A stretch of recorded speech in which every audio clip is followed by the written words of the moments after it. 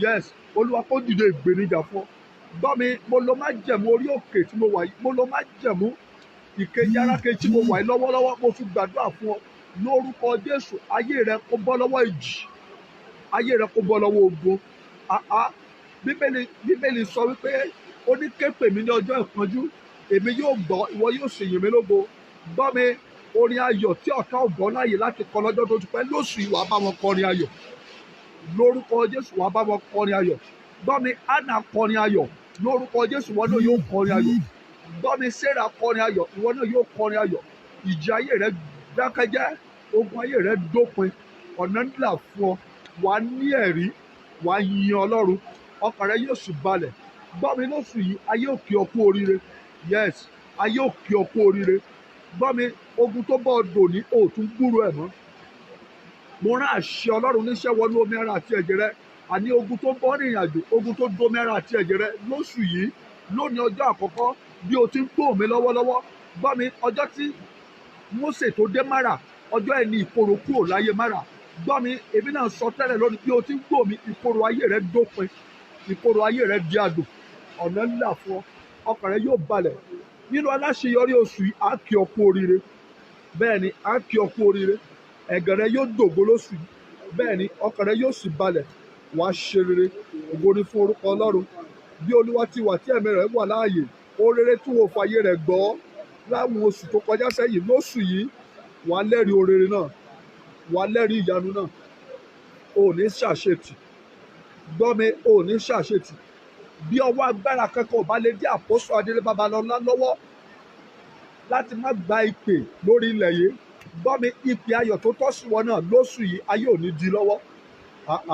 Bí ọwọ́ agbára kankan ò bá lè ṣàtakò àpọ́sù Ayọ̀ Babalọ́lá lórí ilẹ̀ tí mo wà yìí, tó gbóhùn Ọlọ́run tí ìlérí Ọlọ́run ṣẹ láyé rẹ̀, gbọ́ mi, gbogbo agbára tó ní kó máa rìn lórí ilẹ̀ alààyè lófo lónìí, agbára yẹn kó fayé rẹ̀ sílẹ̀, agbára yẹn kó jáde kó inú ìṣẹ̀dá rẹ̀. Gbogbo ipá àti agbára tó fẹ́ fayé rẹ̀ ṣòfò lórúkọ Jésù lónìí, Olúwa fi iná gbé wọn mì, Olúwa fi iná gbé wọn mì. Gbọ́ mi, ìtúsílẹ̀ tí ayé rẹ̀ nílò tó fi wọnú ògo lónìí, àṣẹ Ọlọ́run tú ọ sílẹ̀, àṣẹ Ọlọ́run tú ọ sílẹ̀, àṣẹ Ọlọ́run tú ọ sílẹ̀, àṣẹ Ọlọ́run tú ọ sílẹ̀, àṣẹ Ọlọ́run tú ọ sílẹ̀. A fún ọ ní ògo tuntun. Ó yá gba agbára ọ̀tun, agbára láti ṣe rere, ó yá gba agbára, agbára láti rí ọ̀nà lọ, ó yá gba agbára. Níbi táwọn ti dẹ́gbẹ́ rẹ dúró lóṣù yìí, ìwọ ó rí ọ̀nà lọ. Oh God, ta ló ń sàmì? Níbi táwọn ti dá ẹgbẹ́ rẹ dúró lóṣù yìí, ìwọ yóò rí ọ̀nà lọ. Àní mo sọ tẹ́lẹ̀ ni, níbi tí wọ́n ti ní àwọn ènìyàn lára lóṣù yìí, lórúkọ Jésù ara ó tù ọ ni. Nínú oṣù àwọn kan fẹ̀jẹ̀, wọ́n fẹ̀jẹ̀ àwọn kan wẹ̀, wọ́n fẹ̀jẹ̀ àwọn kan ṣòwò. Gbọ́ mi, ní oṣù yìí lórúkọ Jésù, ibi tó ti pa àwọn èèyàn lẹ́kún lóṣù yìí, lórúkọ Jésù ẹ̀mí mímọ́ yóò pa ọ́ lẹ́rìn. O ò ní bá wọn sunkún o. Gbọ́ mi, àti ọ̀sán àtòru tó wà ní oṣù yìí, àṣà yóò ní nà ọ́, ọfà yóò ní bọ̀ ọ́ lórúkọ Jésù. Lóṣù yìí oríire ò ní gbàbọ̀dè. Bẹ́ẹ̀ ni, lórúkọ Jésù oríire ò ní gbàbọ̀dè. Lóṣù yìí yóò dára fún ọ, yóò dára fún ọ. Gbọ́ mi, ohun gbogbo tó bá jẹ́ ẹ̀bẹ̀ àdúrà rẹ lóṣù yìí, èmi fi ọwọ́ àánú bẹ̀bẹ̀ nítorí rẹ lórúkọ Jésù, wàá gba ẹ̀rí lórí ẹ̀. Ohunkóhun tó lè wojú Ọlọ́run fún lóṣù yìí, Olúwa yóò dán ọ lò pẹ̀lú ẹ̀rí. Torí gbọ́ mi, tẹ̀rítẹ̀rí ni afẹ́fẹ́ ń fẹ́. Bẹ́ẹ̀ ni, àṣẹ Ọlọ́run ló ní kójò máa rọ̀ tàmẹ̀tàmẹ̀. Gbọ́ mi, gbogbo àdúrà rẹ lóṣù yìí, ohun tí wàá bí Ọlọ́run fún lóṣù yìí, lórúkọ Jésù òjò àánú yóò rọ̀ lé lórí. Lóṣù yìí wàá yin Ọlọ́run lógo. Lóṣù yìí ayé ó bọ̀ dúpẹ́. Gbogbo àwọn orere tí wọn ò gbọ́ láàyè láwọn oṣù tó kọjá láti gbé ṣe, lóṣù yìí wàá rí wọn gbé ṣe. Gbọ́ mi, orere gbogbo tán fowó ṣe nínú ayé lóṣù yìí, lórúkọ Jésù àti ṣe tirẹ̀ kò ní ní ọ lára. Gbọ́ mi, ohun rere tí ènìyàn ṣe tá a fi kí kú oríire lóṣù yìí, ẹ̀mí mọ́ fàyè rẹ̀ gbọ́. Ìṣe rere tí a fi kí ènìyàn kú oríire lóṣù yìí, Olúwa yóò fàyè rẹ̀ gbọ́. Gbọ́ mi, gbogbo àdánù tó ti ní látẹ̀yìnwá lóṣù yìí, Olúwa yóò dá ìkólọ rẹ padà. Ìkólọ rẹ lóṣù yìí, Olúwa yóò dá padà. Lórúkọ Jésù, Olúwa yóò dá ìkólọ rẹ padà. Gbogbo tí òkùnkùn ti gbé mọ́ lọ́wọ́ lóṣù yìí, Olúwa yóò dá padà. Gbọ́ mi, Bíbélì sọ pé ó ti gbé ọ̀rọ̀ mi. Ó ní ó ti gbé ọ̀rọ̀ mi. Ó ní yóò ṣe kiri, yóò tún pọ̀ jáde padà. Gbogbo ìkọlù ayé rẹ lórúkọ Jésù Olúwa yóò dá padà. Bíbélì sọ pé bí ẹkún pẹ́ di alẹ́ kan, ayọ̀ ń bọ̀ ní òwúrọ̀. Gbọ́ mi, ilẹ̀kùn ayọ̀ òwúrọ̀ kó ṣí fún ọ lónìí. Yes, bẹ́ẹ̀ ni ilẹ̀ ti mọ́ báyìí. Bẹ́ẹ̀ ni, gbọ́ mi, lóṣù yìí wàá bá wọn kọrin tuntun. Bí Olúwa ti wà tí ẹ̀mí rẹ̀ wà, bí o ti ń jọ ìwà máa share program yìí, bí o ti ń ṣe, Ọlọ́run yóò máa bùkún fún ọ. Èmi sọ tẹ́lẹ̀ ni pé lóṣù yìí wàá kọrin tuntun. Yes, lóṣù yìí nínú àwọn tí ó bá wọn kọrin ọpẹ́, nínú àwọn tí ó yin Ọlọ́run lógo, nínú àwọn tí ó wò fún ayọ̀, fún ohun láti Ọlọ́run ṣe nínú ayé wọn, fún ìyanu tí wọ́n rí ní orúkọ Jésù, ẹ̀mí mímọ́ yóò kà ọ́ kún wọn. Nínú àwọn ọlọ́pẹ́ oṣù yìí lórúkọ Jésù ó di kan lára wọn. Nínú àwọn aláṣeyọrí oṣù yìí ó di kan lára wọn. Gbọ́ mi, àwọn ohun tó o ti ṣe tẹ́lẹ̀ tó o ti ṣe láṣetì lóṣù yìí wàá ṣàṣeyọrí rẹ̀. Bí Olúwa ti wà tí ẹ̀mí rẹ̀ wà láàyè, ó ní wàá ṣàṣeyọrí. Lóṣù yìí wàá ṣàṣeyọrí. Ọ̀nà rere tó dí mọ́ ó yá kó máa là. Lórúkọ Jésù ó yá kó máa là. Lórúkọ Jésù ó yá kó máa là. Ọlọ́run má jẹ̀mú orí òkè tí mo wà yìí kó lànà rere fún ọ. Gbọ́ mi, ẹ̀mí mímọ́ kó ṣíwé ìrántí fún ọ. Ìwé ìrántí fún ìgbédìde, ìwé ìrántí fún ìṣelógo, ìwé ìrántí fún ìfọ̀kànbalẹ̀, ìwé ìrántí fún ìdálọ́lá. Lórúkọ Jésù lóṣù yìí Olúwa kó ṣíwé ìrántí ayọ̀ kan ọ́. Gbọ́ mi, Olúwa kó ṣíwé ìrántí ayọ̀ kan ọ́. Lóṣù yìí oṣù kẹwàá Olúwa kó kọjú sí ọ kó ṣe ọ lóore. Ọdún yìí ti ń lọ náà nìyẹn o. Olúwa kó kọjú sí ọ kó ṣe ọ lóore. Ẹ̀mí mímọ́ kó kọjú sí ọ kó ṣe ọ lóore. Gbẹ́mi, oore tí ẹnikẹ́ni ò lè bá díje. Gbọ́ mi, àṣeyọrí tí ẹnikẹ́ni ò lè bá díje. Ẹ̀mí mímọ́ kó kọjú sí ọ kó ṣe ọ lóore. Olúwa kó kọjú sí kó ṣe ọ lóore. Ẹ̀mí mímọ́ kó kọjú sí kó ṣe ọ lóore. Gbọ́ mi, ohun tó kan ayé rẹ kù Ọlọ́run kó yanjú ẹ̀. Ẹ̀mí mímọ́ kó yanjú ẹ̀. Ọ̀rọ̀ rẹ dayọ̀. Lórúkọ Jésù mo ní ọ̀rọ̀ rẹ dayọ̀. Gbọ́ mi, mo ní ọ̀rọ̀ rẹ dayọ̀. Lórúkọ Jésù ọ̀rọ̀ rẹ dayọ̀. Bí o bá jáde lóṣù kó lọ rí àánú gbà. Bó o ti ń wọlé lóṣù kó lọ rí àánú gbà. Lórúkọ Jésù mo ní kó lọ rí àánú gbà. Ní ọ̀nà rẹ gbogbo lóṣù mo ní kó rí àánú gbà. Mo ní kó rí àánú gbà. Mo ní kó rí àánú gbà. Kó rí àánú gbà. Ègún tí kì í fàyè orere gbọ́. Lórúkọ Jésù ègún yẹn ó yá kó wọlẹ̀. Yes, lórúkọ Jésù ègún yẹn ó yá kó wọlẹ̀. Ègún tó lò ní gbà káyé kí ọ kú oríire. Òun forí ṣe, òun fọrùn ṣe. Ṣùgbọ́n wọn ò jẹ́ kán kí ọ kú oríire. Gbogbo ogun tó lò ní gbà, èpè tó lò ní gbà, ènìyàn tó lò ní gbà, ègún tó lò ní gbà kí wọ́n kí ọ kú oríire lóṣù yìí. Bí o ti ń gbọ́ mi, Olúwa kó fi wọ́n ṣòfò dànù. Bíbélì sọ pé talẹ́ni tó wí tó sì ṣẹ nígbà tí Olúwa kò pàṣẹ rẹ̀. Gbogbo májẹ̀mú kò ṣeé ṣe tí táyé fi ń bọ́ rìnrìn àjò lónìí ó yá kó fayé rẹ̀ sílẹ̀. Yes, lórúkọ Jésù ó yá kó fayé rẹ̀ sílẹ̀. Lórúkọ Jésù ó yá kó fayé rẹ̀ sílẹ̀. Lórúkọ Jésù kó fayé rẹ̀ sílẹ̀. Lórúkọ Jésù kó fayé rẹ̀ sílẹ̀. Lórúkọ Jésù kó fayé rẹ̀ sílẹ̀. Bí Olúwa ti wà tí ẹ̀mí rẹ̀ wà láàyè ó yá lọ rí ìrànlọ́wọ́ gbà. Ìrànlọ́wọ́ ojú ọjọ́ kó dìde fún ọ. Àánú ojú ọjọ́ kó dìde fún ọ. Lórúkọ Jésù kó dìde fún ọ. Lórúkọ Jésù kó dìde fún ọ. Lórúkọ Jésù kó dìde fún ọ. Lórúkọ Jésù kó dìde fún ọ. Lórúkọ Jésù kó dìde fún ọ. Lórúkọ Jésù kó dìde fún ọ. Kó sojú ẹ̀mí mọ́ kó kọjú sọ kó ṣe ọ lóore. Olúwa kó dá ọ lọ́lá. Olúwa kó dá ọ lọ́lá. Lórúkọ Jésù Olúwa kó dá ọ lọ́lá. Ìròyìn ayọ̀, ohun rere tí wọn kì í gbà kan sọkan ìdílé rẹ kó torí rẹ bẹ̀rẹ̀.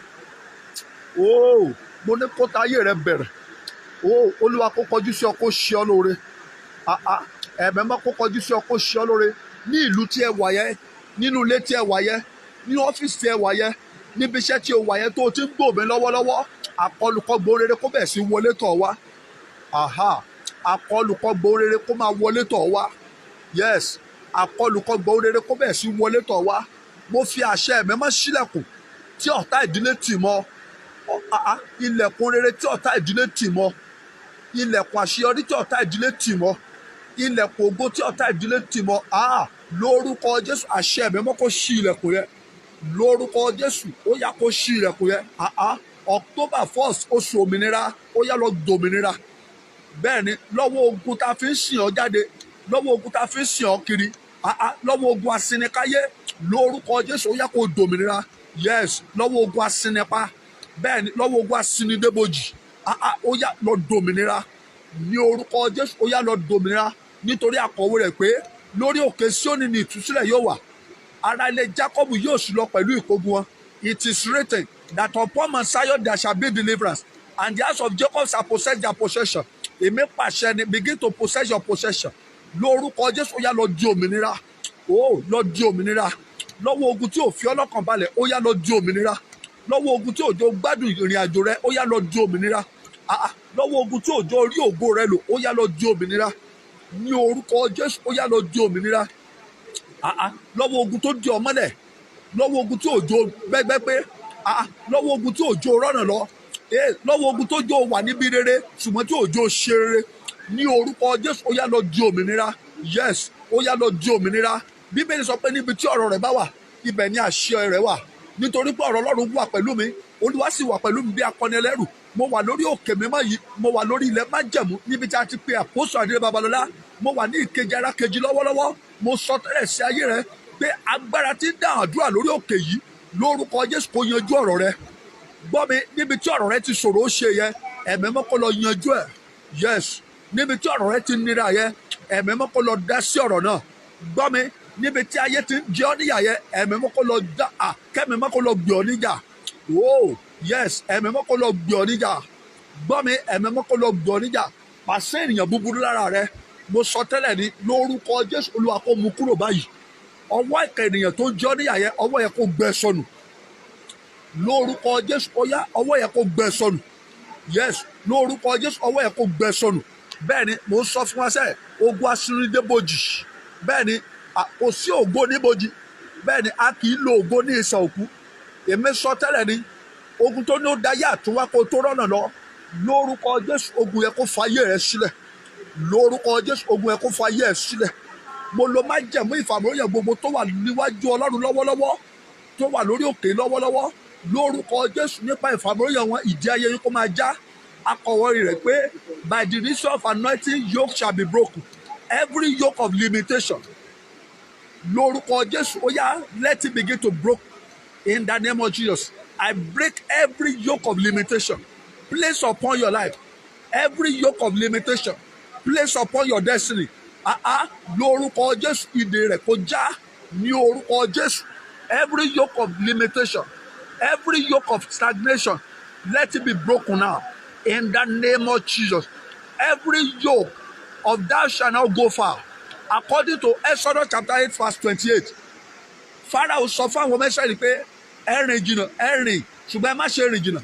Gbogbo agbára tó fi gbèdéke sí ìrìn àjò rẹ wípé ibi tó lè rìn mọ́ ni, agbára tí kì í jẹ́ rìn débi ògo, agbára tí kì í jẹ́ ká rìn débi ìṣerere, agbára tí kì í jẹ́ ká rìn kẹ́ débi ìrànlọ́wọ́, agbára tí kì í jẹ́ ká rìn kẹ́ débi ojú rere, agbára tí kì í jẹ́ ká rìn kẹ́ pàdé olùrànlọ́wọ́, agbára tí kì í jẹ́ ká rìn kẹ́ pàdé ìṣerere nínú ìrìn àjò rẹ. Lórúkọ Jésù agbára yẹn kó ṣòfò dànù.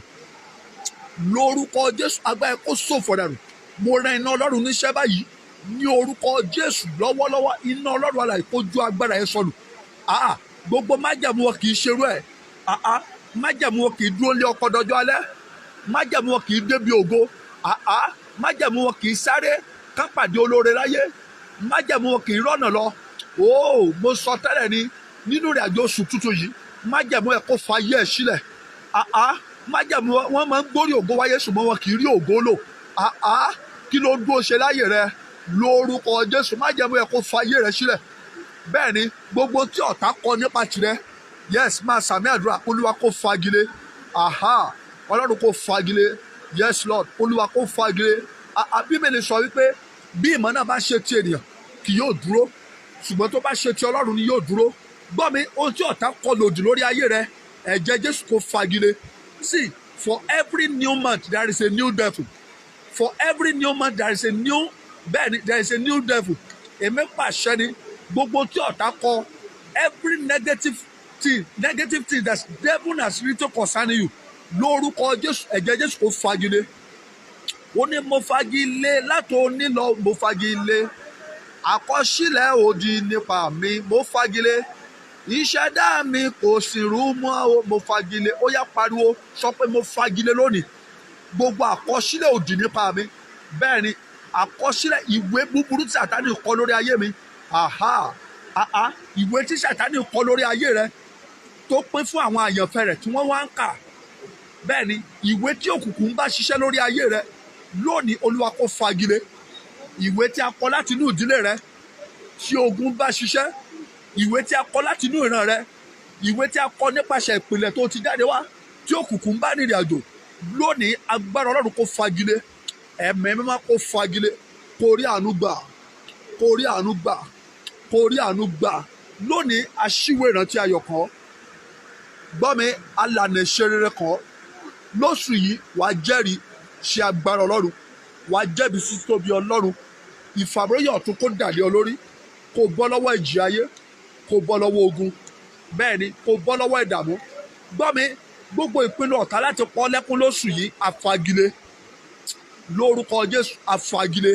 Bẹ́ẹ̀ ni gbogbo ìpinnu ọ̀tá láti pọ́ lẹ́kún lóṣù yìí lórúkọ Jésù, àfagilé. Bẹ́ẹ̀ ìpinnu láti pọ́ lẹ́kún lóṣù yìí lórúkọ Jésù, àfagilé. Gbogbo ìpinnu ọ̀tá láti dí ọ lọ́wọ́ rere lóṣù yìí lórúkọ Jésù, àfagilé. Gbogbo tí ọ̀tá pinnu àti fàyè rẹ ṣe lóṣù yìí á dí lọ́wọ́ lórúkọ Jésù. Mo ní á dí lọ́wọ́ lórúkọ Jésù, á dí lọ́wọ́. Gbọ́ mi, gbogbo ẹni tó fọwọ́ sọ̀yà wípé bóun bá wà láyé ò lè rọ́nà lọ lónìí, ipa rẹ̀ kó dópin lórí ayé rẹ̀. Agbára rẹ̀ kó dópin lórí ayé rẹ̀. Olúwa kó fi gbogbo ipá wọn ṣòfò. Ìlérí ọ̀tá lórí ayé rẹ̀ lónìí ó di asán. Gbọ́ mi, àwọn yóò lépa wọn. Ọ̀tá tí ẹ fọwọ́ sọ̀yà páwọn yóò bá wọn. Wọ́n tún wá ń ṣe ìlérí páwọn yóò pín ìkógun. Ṣùgbọ́n Olúwa dìde sí wọn. Gbọ́ mi, ibi tí wọ́n ti ń péjọpọ̀ láti ṣe ọ́ níbi yẹn, Olúwa kó lọ gbẹ́jọ́ rẹ rò. Ibi tó ò lè wọ̀, bẹ́ẹ̀ ni ibi tó ò lè dé yẹn tí wọ́n ti ń pinnu àti fàyè rẹ ṣẹ̀sín, Olúwa kó lọ jà fún wọn níbẹ̀. Lóṣù yìí lórúkọ Jésù kó rí ìrànlọ́wọ́ Ọlọ́run gbà, kó rí àánú Ọlọ́run gbà. A yanjú ọ̀rọ̀ ayé rẹ. Bẹ́ẹ̀ ni a yanjú ọ̀rọ̀ ayé rẹ. Ìwọ tó bá ní ìgbàgbọ́ sọ pé Olúwa ẹ ṣé torí pé ọ̀rọ̀ rẹ dayọ̀, ọkàn rẹ balẹ̀. Bẹ́ẹ̀ lolúwa mi wí o, bẹ́ẹ̀ ni wòlíì rẹ sọ. Gbọ́ mi, àṣẹ ọ̀rọ̀ tí mo rán jáde sínú ayé rẹ kò sóhun tí ó di lọ́wọ́, kò sóhun tí ó takò. A gbé ọ dìde lóṣù ayé òkè ọkú oríire. Gbogbo tó mọ̀lẹ́kún nínú ìrìnàjò ayé rẹ lóṣù yóò di ayọ̀ fún ọ. Bẹ́ẹ̀ lolúwa wí o, bẹ́ẹ̀ ni wòlíì rẹ sọ. Share program pẹ̀lú ènìyàn 7. Ọ̀nà ńlá fún bó ti ń ṣe. Ògo ni fún orúkọ Ọlọ́run. Happy wedding anniversary to me. Happy new month and happy independence. God bless you. Amen.